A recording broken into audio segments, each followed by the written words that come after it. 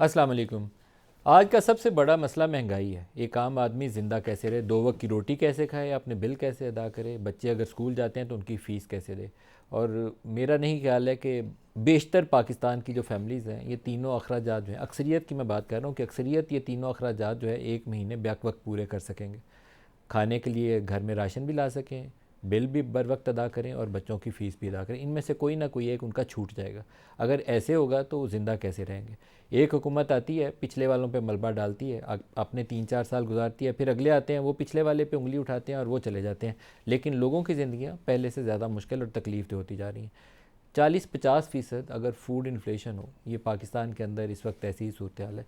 40-50% food inflation हो तो कौन सी ऐसी इकनॉमिक एक्टिविटी है जो उनको ज़िंदा रखने में मददगार साबित होगी। ना तो उनकी इस अरसे में 1 साल या 2 साल के अरसे में टेक होम जो इनकम्स हैं, एक्चुअल जो उनकी आमदन है जो घर लेके जाते हैं, वो 2 गुना हुई है जिससे वो ज़िंदा रह सकें। उसमें तो बल्कि कमी आ गई और महंगाई के बाद कीमतों में इजाफा हो गया।